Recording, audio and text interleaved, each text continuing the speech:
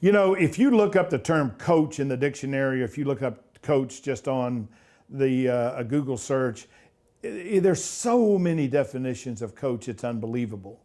And we have companies that have all these coaching programs, and coaching programs are nothing more, in my mind, than a construct for a conversation. One of the things that we believe is that coaching selling is not a broad term. It's a very narrow term.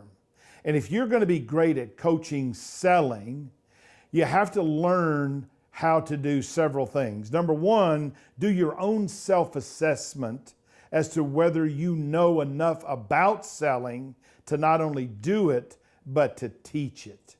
We know from having done this before, and me being one of the top 15 sales experts in the world, that there's 10 things that you need to know if you're going to be great at coaching selling. Now, the good news is you don't have to know them all, but you have to have the resources that you can direct people to that can be great at whatever the individual capability is.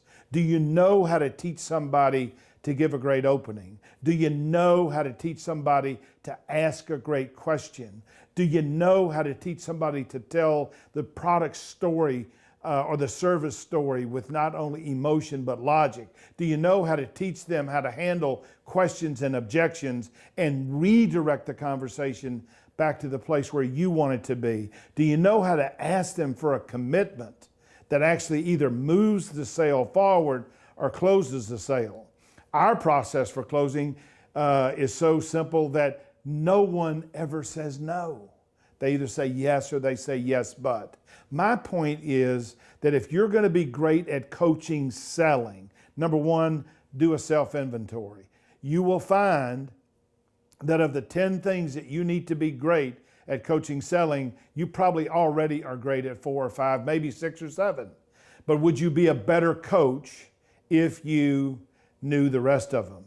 Now, let me tell you this, because this to me is the most powerful concept about coaching selling or coaching anything that I ever learned. Where did the term coach come from? You see, the term coach came from the 1830s when the horse-drawn carriage came into familiarity across the world. And so the term coach meant to go someplace more efficiently and more economically. By the 1850s in the English language, coach meant private tutor. So here's what you are if you are coaching selling. You are a private tutor. The question is, what kind of tutor are you? Can you teach people the 10 things that they need to know? If you can't, can you provide them the resources that they can go and learn it and then teach other people about it? Because if you can't, you're not going to be great at coaching selling. The biggest challenge that sales managers have is that once they get promoted, they stop learning about selling. And I can tell you this, the more I know about selling, the more I know there is to know. You want to be great at coaching selling? Find out what those 10 things are. Ask yourself how great you are at them, and not only at doing them, but at teaching someone else how to do them. And if you do that, you'll be great at coaching selling.